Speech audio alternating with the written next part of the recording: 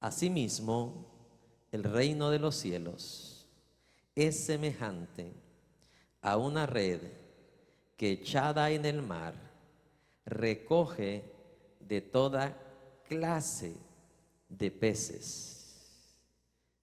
Y una vez llena, la sacan a la orilla y sentados recogen lo bueno en cestas y lo malo lo echan fuera. Así será al fin del siglo. Saldrán los ángeles y apartarán a los malos de entre los justos, todos el 50, y los echarán en el horno de fuego. Ahí será el lloro y el crujir de dientes. Tome su lugar.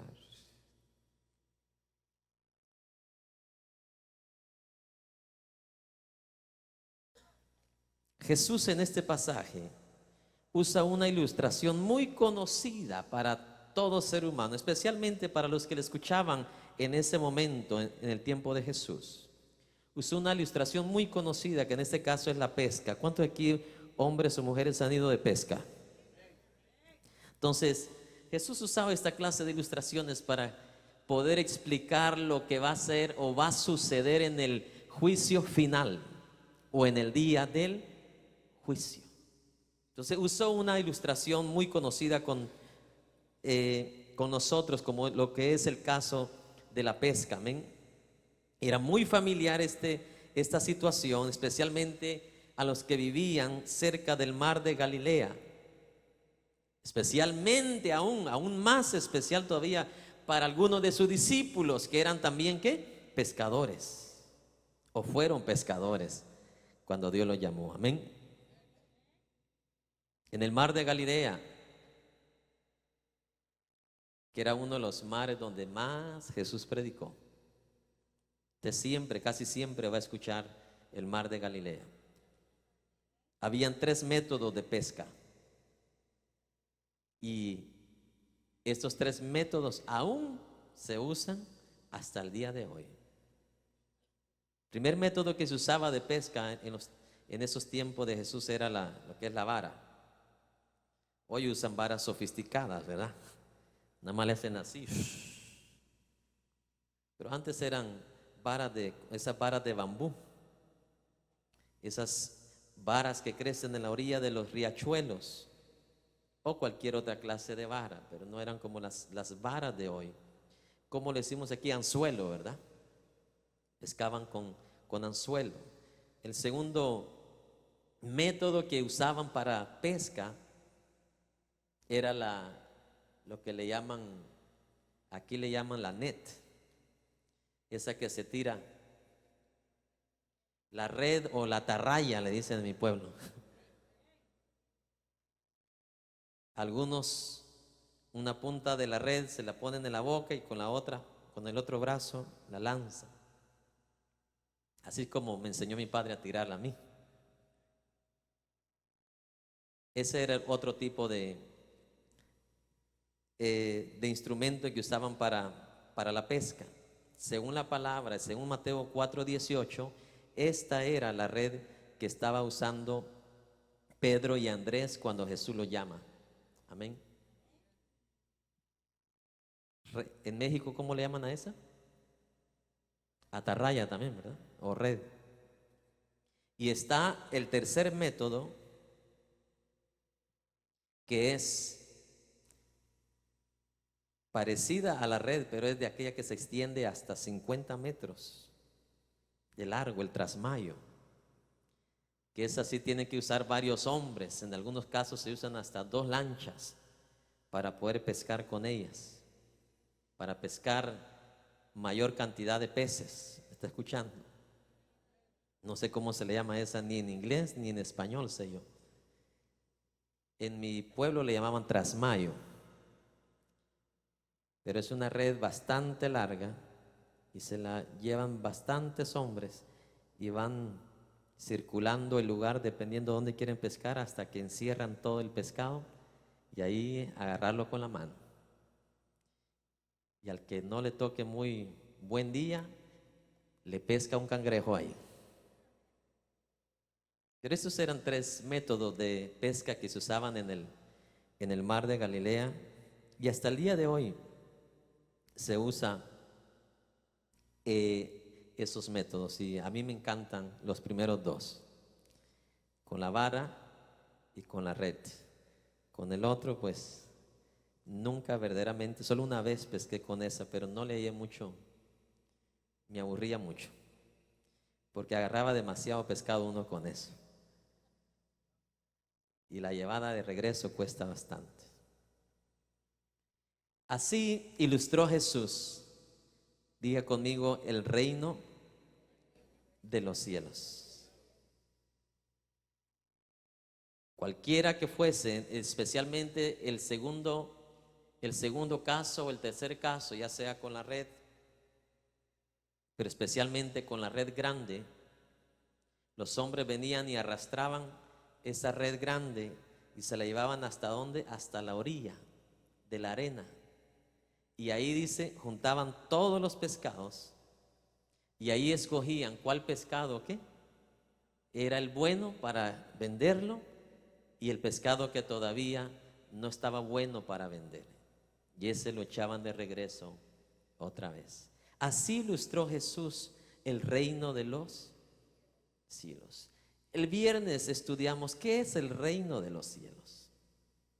El reino de los cielos, amigos que están aquí o hermanos que están aquí, déjeme decirle que es el lugar más seguro en el universo.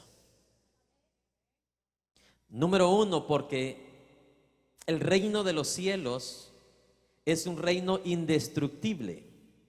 El reino de los cielos no tiene periodo de tiempo. Por ejemplo, usted ve el reinado, por ejemplo, de la reina de España o el rey de España. Déjeme decirle, aunque sigue siendo el mismo rey o la misma reina como en Inglaterra, cuando ella muera, ahí termina su reinado. ¿Sí me explico? En nuestros países no son reyes, son presidentes. Los presidentes en algunos países, su periodo es 4 años. Por muy bueno que sea el presidente o muy malo que sea, a los 4 años termina. Pero el reino de los cielos, escuche bien, no tiene fin. El profeta Daniel habló, ¿sí o no? También Nabucodonosor, uno de los reyes más grandes y más poderosos, más ricos que ha existido en todo el planeta Tierra, él mismo habló y reconoció que solo hay un reino y un rey cuyo reino es sempiterno, por siempre y para siempre. O sea que al reino de los cielos hay que prestarle atención. Siempre y cuando te hablen del reino de los cielos, hay que prestarle atención. Así es el reino de los cielos, dice.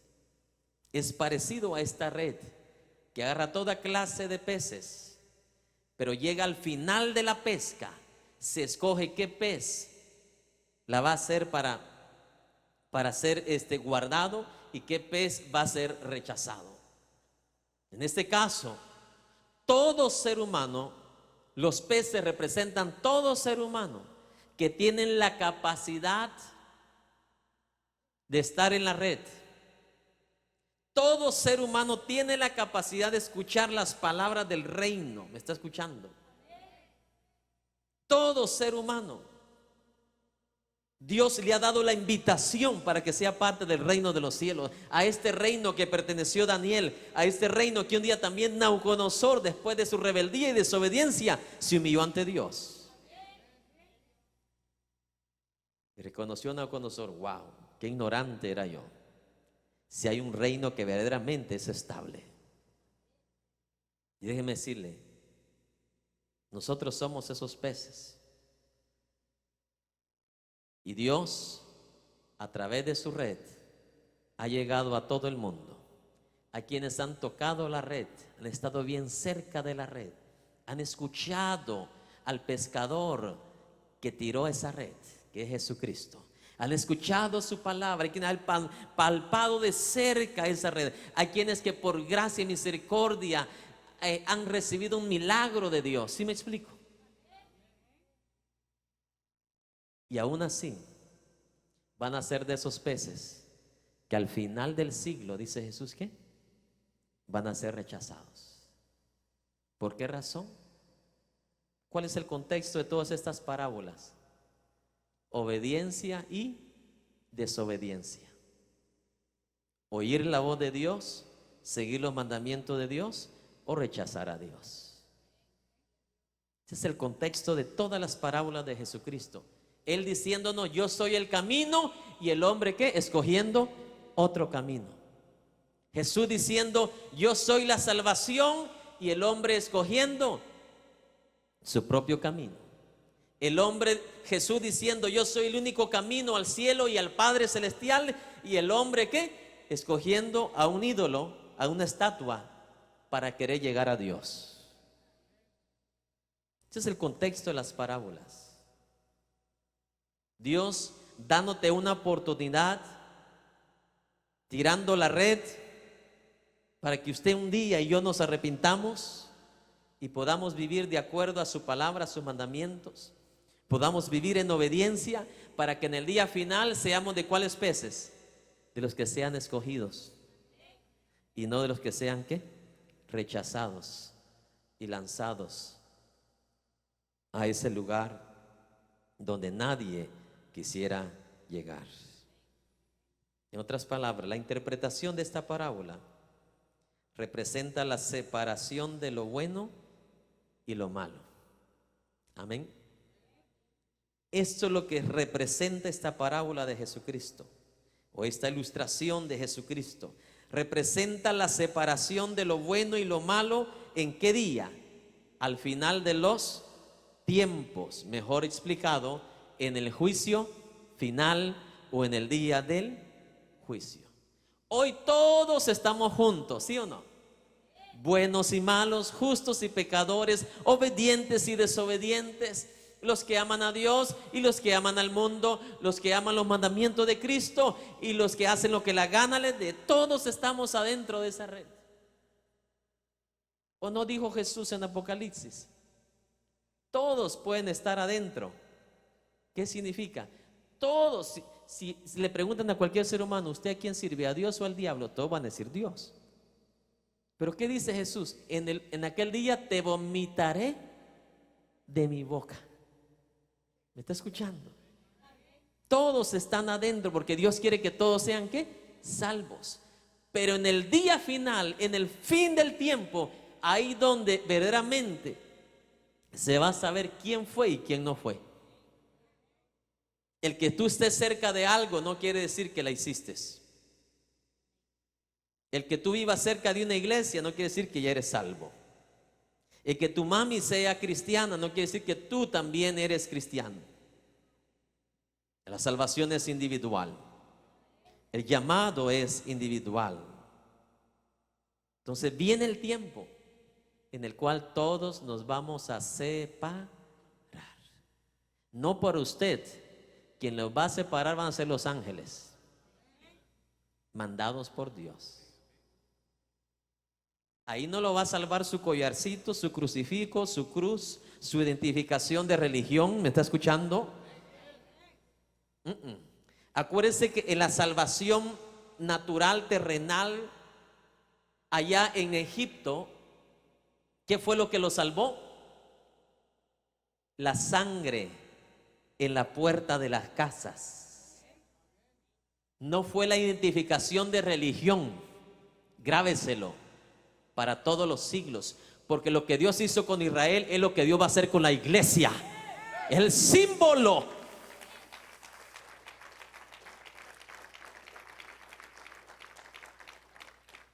El viaje de Israel de la esclavitud a la tierra prometida es el viaje eterno, la salida de la iglesia de la esclavitud del pecado a una tierra donde no va a haber pecado, a una iglesia, a un lugar eterno por siempre y para siempre.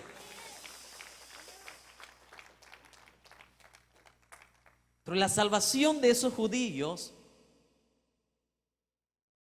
de la muerte no los salvó su identificación de religión, no los salvó el nombre de la iglesia a la que pertenecían. ¿Me está escuchando?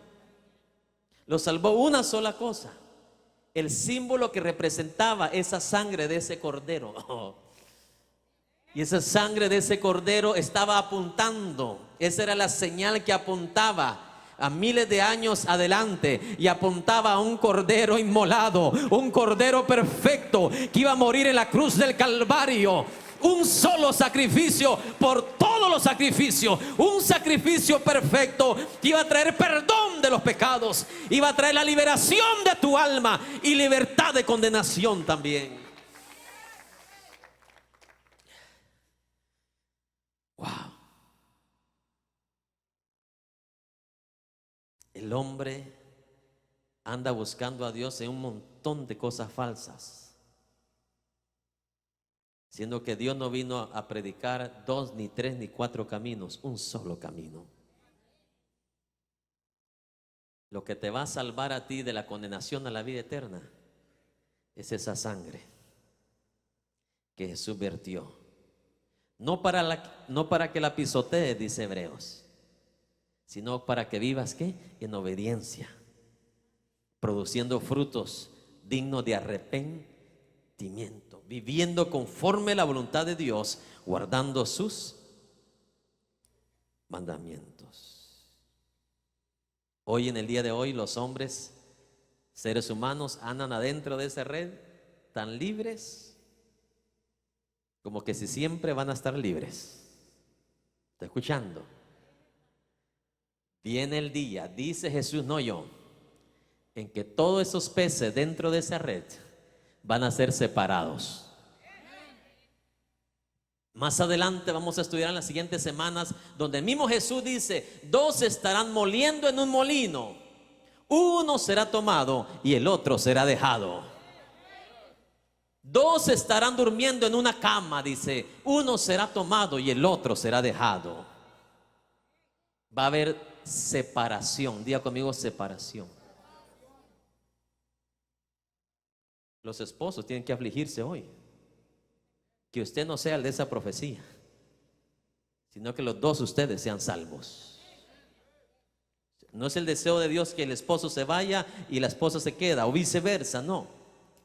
Simplemente Jesús dio una explicación de que la salvación no es por familia. ¿Está escuchando? La salvación no es porque, bueno, como tú eres mi esposa y yo soy aquí medio pícaro y todo eso, pero por tu santidad yo me voy a ir contigo, ¿oíste? No. A eso se refiere Jesús, que la salvación es individual. Va a haber una separación. ¿Cuándo? El final de los tiempos. Y hasta el más ignorante sabe que el final de los tiempos está llegando. Sí, hasta el que no ha leído la Biblia sabe que el final de los tiempos está llegando. El umbral del final de los tiempos ya lo estamos, ¿qué? Viendo. Hambrunas en muchas naciones. Como dice Mateo 24, la Biblia de Jesús, rumores de guerra, pestes. ¿Qué es lo que producen las tormentas, las aguas cuando se salen? Pestes. Brotan muchas enfermedades, muchas pestes. La acumulación de aguas trae muchos zancudos, y los zancudos traen más enfermedades, propagan más enfermedades. Ya estamos en el umbral del fin de los tiempos. Y el hombre actúa como que si siempre va a ser ese pescado libre. ¿Está escuchando? Pero un día, Dios no lo quiere así, pero si Él lo escoge así, así va a ser. Va a ser apartado. Amén. Y sabe lo triste de esta parábola es que Dios concentra la parábola en el juicio sobre los desobedientes y no el juicio que es al Hijo de Dios. En este caso el juicio está concentrado con los rebeldes. Número 1, porque Dios de enjuiciarlos es ahorita en el presente. Por ejemplo, si ahorita siendo hijo de Dios pecas o desobedeces, ahorita es que el juicio te hace bien a ti. ¿Sí me explico? Ya en el final al cristiano ya no le hace bien el juicio. Por eso dice la Biblia, el juicio empieza por la casa. En cambio, este juicio que Jesús está hablando aquí es para los pecadores rebeldes, que van a tener que esperar hasta después, mi amado hermano, del milenio, donde van a ser enjuiciados por siempre y para siempre. El único juicio que el Hijo de Dios va a tener es el juicio donde, de acuerdo a lo que hiciste por Dios y para Dios, para su reino, para su obra, ahí donde Dios va a establecer lo que a ti te pertenece en la eternidad. ¿Qué te parece? Ese es el único juicio para los hijos de Dios. Si va a haber un juicio ahorita, en el presente para el Hijo de Dios, es el juicio por tus acciones. ¿Sí me explico? Por tus decisiones. Pero el juicio final que está hablando aquí el Señor Jesús es para los desobedientes, para los rebeldes, para aquellos que no quieren obedecer a Dios, no quieren obedecer su palabra. Esos peces que ahora usted los ve libres, pensando que siempre van a estar libres. ¿Me está escuchando? En otras palabras, de este juicio que está hablando aquí Jesús, cuando dice, así será en el final del siglo, se está refiriendo a ese juicio que aparece en el libro de Apocalipsis, capítulo 20, versículo 11. Vamos a leerlo rápidamente. Para encontrarlo más rápido, vaya al último de la Biblia y vaya para atrás. Así lo encuentra más rápido. 20:11. Y vi, dice Juan, un gran trono blanco y al que estaba sentado en él, de delante del cual huyeron la tierra y el cielo, y ningún lugar se encontró para ellos. Lea conmigo el 12. Y vi a los muertos, grandes y pequeños, de pie ante Dios, y los libros fueron abiertos. Y otro libro fue abierto, el cual es el libro de la vida. Y fueron juzgados los muertos por las cosas que estaban escritas en los libros según sus obras. Y el mar entregó los muertos que había en él, y la muerte y el Hades entregaron los muertos que había en ellos, y fueron juzgados cada uno según sus obras. Y la muerte y el Hades fueron lanzados al agua de fuego. Esta es la muerte segunda. 15. Y el que no se halló inscrito en el libro de la vida fue lanzado al lago de fuego. Fue, que dice, lanzado. ¿Qué significa eso? La separación. Ya no vivirás aquí en la tierra. Ahora eres separado para vivir ¿dónde? En el lago de fuego. Hoy usted le dice al hombre, ven a Cristo. Yo no quiero de eso.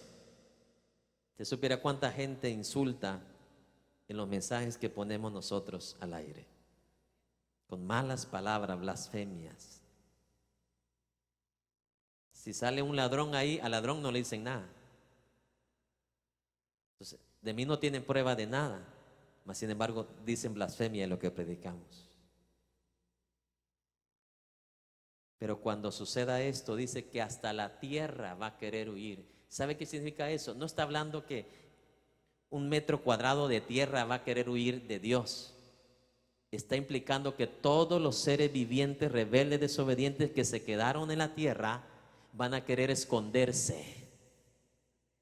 Versículos antes dice que le dirán a las peñas, mejor arrójense, porque no queremos ver al que está sentado en el gran trono. ¿Sabe por qué? Porque ven que los ojos del que está sentado ya no son los mismos ojos de hace 2000 años.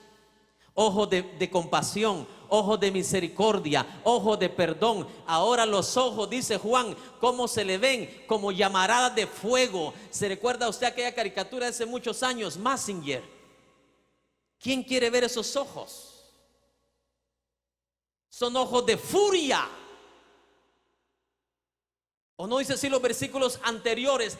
Me preparo, dice, para desplegar ¿qué? El furor de mi ira. Sus pies, dice Juan, los vio como bronce derretido, refulgente. Usted ha visto el bronce cuando le pone el calentamiento mayor y empieza a derretirse. Nadie quiere estar cerca de allí. Si usted lo toca, usted sabe que lo mata. Y así se le ven los pies de Jesús sentado en el trono. Ya no los pies que le vieron 2000 años antes, pies apolvorados, pies con callos, pies de siervo, pies de esclavo. Ahora le ven los pies refulgentes, derritiendo bronce, porque está él, escuche bien, airado, enojado, a punto de desplegar su ira. Y alguien me dirá, ¿y no que Dios es amor? Hace 2000 años vimos la muestra más grande de su amor. Pero sabes, Dios no hizo un universo rebelde. Dios hizo un universo obediente. Y eso es lo único que va a pertenecer con Dios. Lo rebelde, Dios se va a encargar. Y tú tienes que encargarte de que no seas esa persona enfrente de ese gran trono blanco. Podemos escapar de estar ahí si hoy somos fieles a Dios, nos arrepentimos y le pedimos perdón al Señor. Hoy el hombre se cree, mi amado hermano, el hombre que no necesita de Dios. Pero hermano, si a la bruja del 71 le tienen miedo, si no se atreven a pasar a medianoche en el cementerio, a un medio espanto le tienen miedo, ahora imagínense a ese Dios con los ojos refulgentes de ira, porque te dio 6000 años para arrepentirte, 6000 años de gracia, 6000 años de oportunidad que tiene el planeta Tierra viviendo, y no lo aprovechaste. Te envió a los patriarcas. Muchos los mataron, los persiguieron, se burlaron. Envió a Noé en el arca, se burlaron de él, lo despreciaron, rechazaron su mensaje. Envió a los profetas, igual hicieron con ellos, los mataron, los enviaron a la cárcel. Luego viene Jesús y lo crucí, y ahora estamos nosotros. Y muchos nos quisieran ver muertos también. Dios nos ha dado demasiado tiempo. Escuche esto. Dios no por siempre, dice la Biblia, va a contender contra la rebeldía del hombre. El apóstol Juan dijo: mirad cuán amor nos ha dado el Padre, que nos ha dado ¿a quién? A su Hijo Jesucristo. Pero una vez se acabe la paciencia y la misericordia, se le ven a Jesús esos ojos de ira. ¿Por qué? Porque el ser humano, en vez de humillarse, agradecer por la vida que Dios le dio, muchos se volcaron, dice la Biblia, a otros dioses, a esculturas de manos, en vez de adorar al Dios que es espíritu y es verdad. Eso es lo triste, hermano. Hoy todos los peces están adentro de esa red, pero un día van a ser ¿qué? Separados. Van a ser separados. Van a ser totalmente separados. Aquí dice en este libro que los grandes y los pequeños, los libres y los esclavos van a ser juzgados. Y aquellos cuyo nombre no aparezca en el libro de la vida serán lanzados ¿a dónde? ¿A dónde serán lanzados? Al lago de fuego. ¿Sabe usted que Dios no toma placer en la muerte del pecador? Dios no toma placer.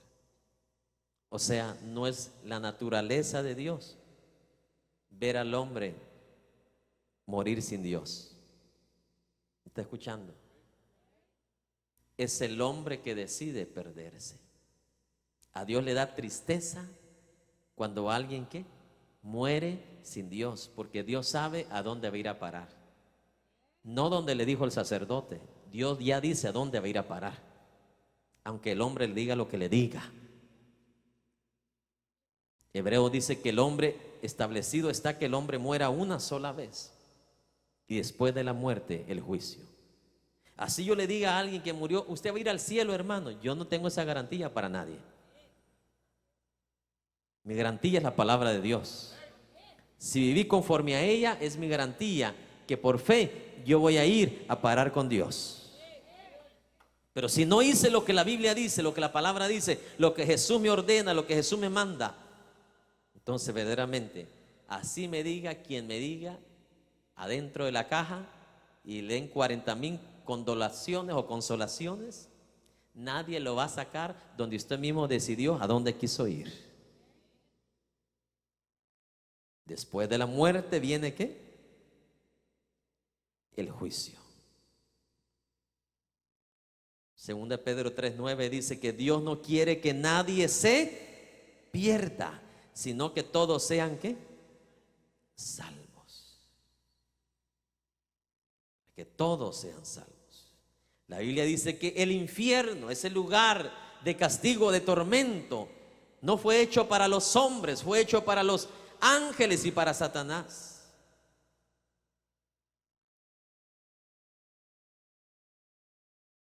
No pensando que el hombre iba a escoger el mismo camino de ¿quién? De Satanás y estos ángeles caídos. Qué tristeza que Dios no planeó el infierno para el hombre. Dios creó el infierno en el momento que Lucifer y los ángeles quisieron destronarlo. En ese momento prepara Dios y crea Dios ¿qué? Ese lugar de castigo para ellos. Porque Lucifer y los ángeles, grabes esto, pecaron antes que pecara ¿quién? Adán y Eva. Entonces cuando pecó Lucifer y pecaron los ángeles, el 33.33% de los ángeles que había en el cielo se unieron con Lucifer para derrocar a Dios de su trono. En ese momento que ellos lo hacen, viene Dios y crea ese lugar de tormento, ese lugar de castigo para Satanás y sus ángeles. Porque Adán y Eva estaban ¿qué? En amistad con Dios, estaban en perfección con Dios. O sea, no habían planes para el hombre ir a ¿dónde? Al infierno, a ese lugar eterno. Pero el hombre pecó, así como pecó Lucifer, infierno, el hombre peca, al mismo lugar aparece ahora Apocalipsis. No son lugares diferentes. Al mismo lugar donde se va a ir el diablo, al mismo lugar se van a ir también ¿qué? Los que siguieron a Satanás. Qué irónico que lo que no era para el hombre, él mismo lo escogió. Y digo, yo lo quiero, I want it.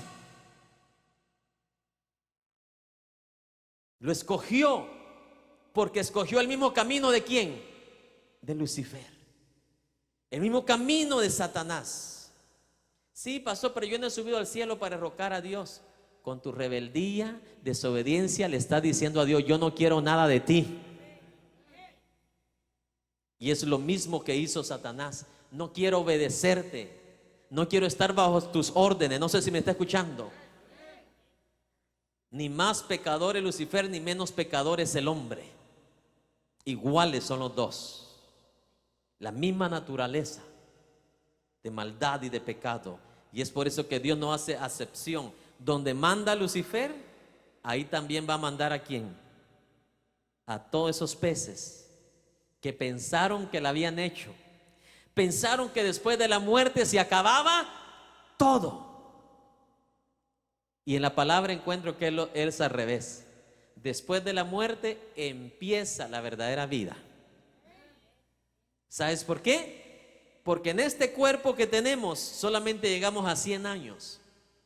Pero después de la muerte, tu cuerpo ya no va a ser para 100 años. Tu cuerpo va a ser para toda la vida. Algo que he encontrado en la Biblia es que tanto los que mueren con Cristo o sin Cristo van a ser resucitados con un cuerpo eterno. Tanto los que mueren sin Cristo o con Cristo, ambos van a ser resucitados del polvo de la tierra con un cuerpo eterno. Un cuerpo eterno para condenación o con un cuerpo eterno para vida eterna. Pero ambos, Dios les va a dar un cuerpo ¿qué? Eterno. Vamos al final del versículo de Mateo 13, verso 50. Apartarán a los malos de entre los justos. Y verso 50 dice, y los echarán ¿dónde? En el horno de fuego. Ahí será el lloro y el crujir ¿de qué? De dientes. Ahí será el lloro, como dicen en México, ahí hasta el más macho va a llorar. ¿En qué parte de México están los más machos? En Monterrey, Michoacán, Jalisco. No se raja Jalisco. Déjeme decirlo que ahí se van a rajar si no se arrepienten. Bien rajados van a estar, más rajados es como mi abuelito rajaba la leña allá. En serio, hermanos, no lo digo yo, lo dice el Señor Jesús. El más macho va a llorar porque va a llorar.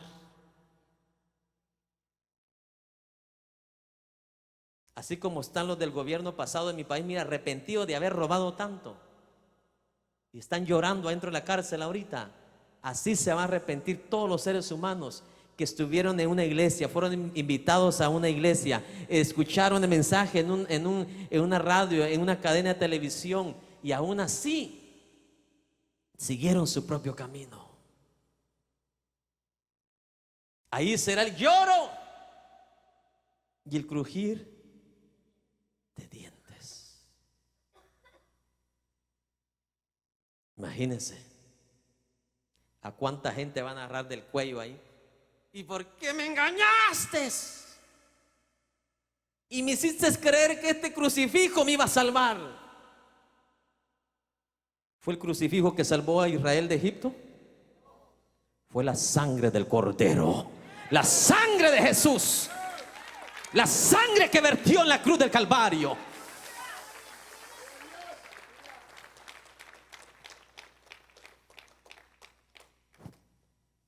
Saben, no hay doctrina más dura para aceptar emocionalmente que la doctrina del infierno. ¿Cierto o no? ¿A quién le gusta escuchar del infierno?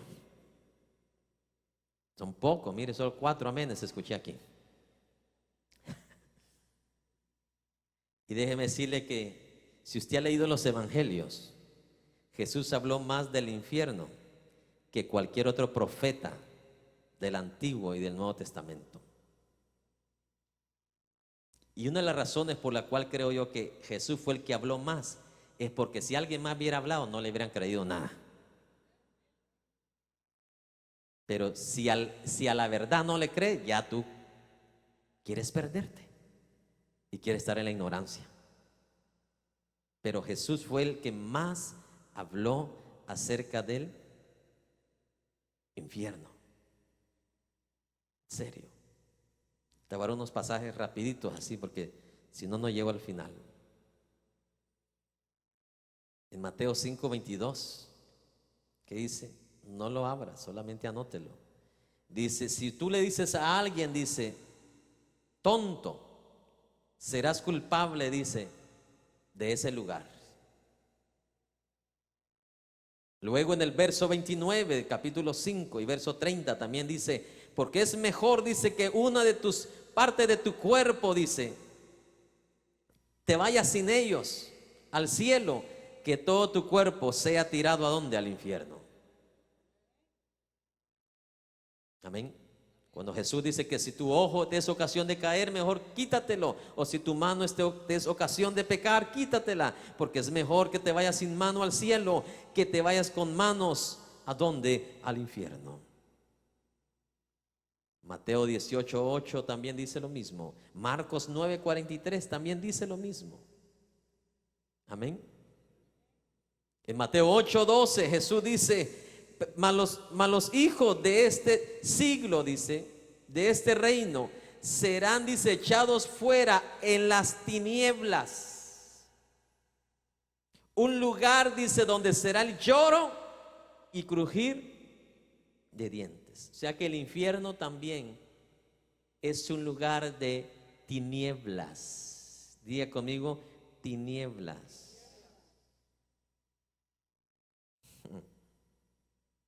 ¿Está escuchando? ¿A cuánto le gustan las tinieblas? Si con un día que alguien esté en la cárcel, hermano, ya quiere que lo saquen al siguiente día. Imagínate un día de total tiniebla. ¿Sabes tú que eso ya lo hizo Dios en el pasado? ¿Te recuerdas que castigó a Egipto con puras qué? Tinieblas, y ni con lámparas podían ni siquiera disipar las tinieblas. Grave es esto. Nada pudo disipar esas tinieblas con las que Dios castigó a Egipto. El infierno así es también, un lugar de total ¿qué? Oscuridad. Nada parecido como esta persona del rock and roll decía, ¿verdad? Después de la muerte vamos a disfrutar en el infierno. ¿Disfruta usted en total oscuridad? Así es el infierno, no según yo lo digo, lo dice Jesús. Mateo 8:12. Un lugar de total oscuridad, donde será lloro y crujir de ¿qué?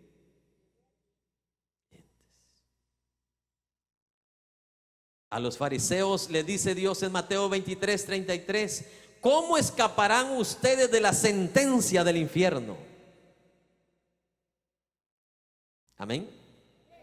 Y si se cree que es las únicas ocasiones que Jesús habló del infierno, déjeme decirle que aquí le tengo otras notitas más.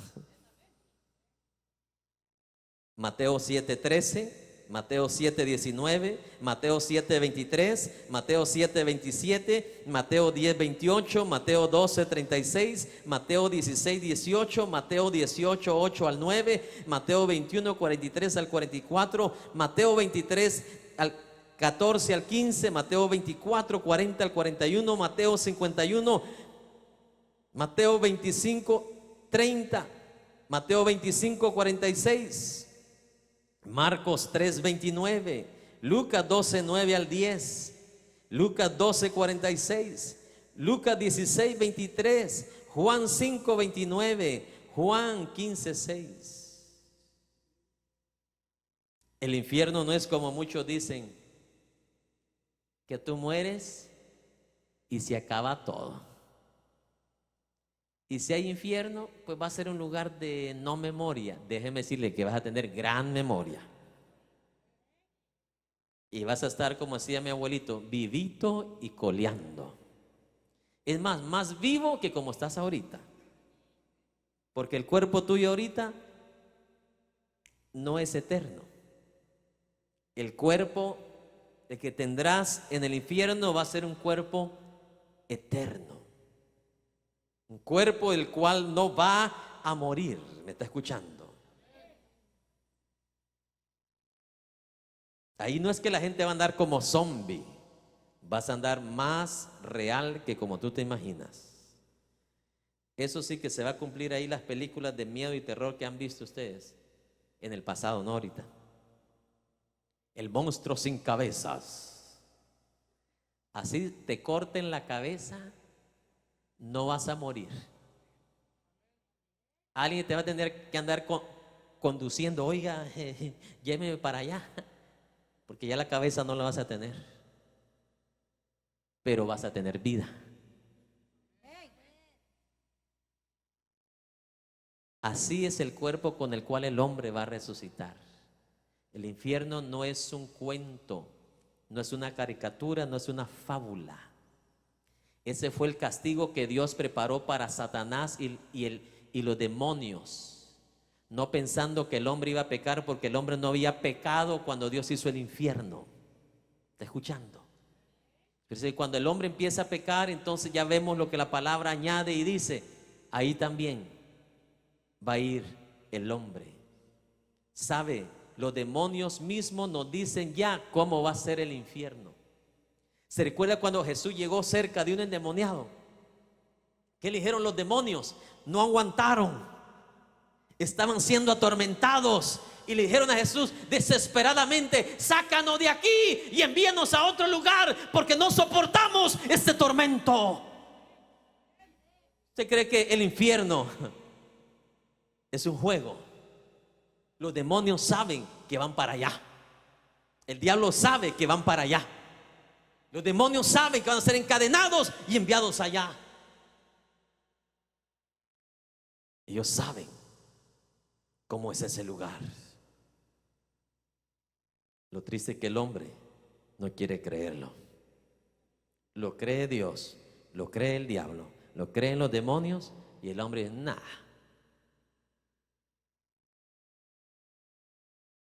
Solo esos tres seres son más poderosos que todos los seres humanos.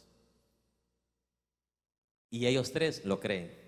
Dios lo cree, el diablo lo cree, los demonios lo creen, y los seres humanos, que somos de un rango mucho más débil, no lo queremos creer. No es un cuento, no es una fábula. Todo testigo de Jehová que está escuchando este mensaje, hoy Dios te da oportunidad que te arrepientas. Si todos estos versículos no fueron base, consigue la grabación después para que la estudies en tu casa. Pero este no es un lugar de placer, como el mundo ahora se da el lujo de placeres temporales. En el infierno no vas a tener placer, y no vas a tener nightclubs, y no vas a tener tu vino favorito y tu cerveza favorita. No vas a tener tu six pack ni tu 24. El fuego lo consumirá todo. Tendrás hambre y no tendrás nada que comer.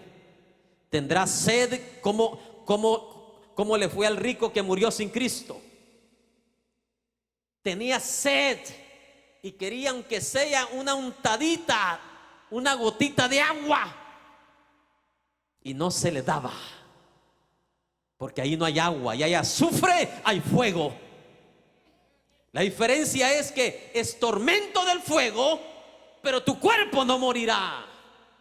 ¿Por qué no morirá? Porque Dios le pone eternidad a esos cuerpos.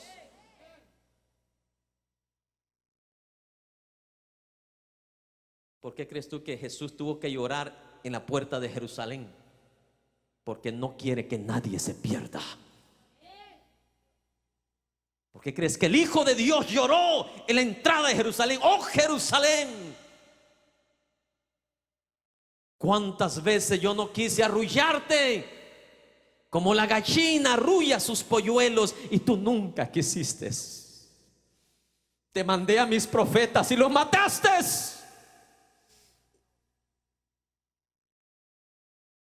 Vino Jesús y lo mataron también. Crucifíquenle, crucifíquenle, decían todos. Hoy el mundo vive engañado, que después de muerto, ahí se acaba todo. Déjame decirte que la palabra dice todo lo contrario. El infierno puede ser cualquier cosa menos diversión. ¿Está escuchando? La mente del ser humano jamás podrá concebir el horror eterno que el ser humano va a vivir en el infierno. Si usted ha visto las películas de horror, eso no es nada comparado al infierno. ¿Está escuchando? ¿Por qué cree usted que existen esas películas de horror? El diablo sabe cómo es el infierno. pero jamás te lo va a poder poner en una película tal y como es, porque no se puede describir el horror del infierno. ¿De qué se compone el infierno? Fuego y ¿qué más? Azufre. No hay nada más. Y lo que cubre eso es total oscuridad.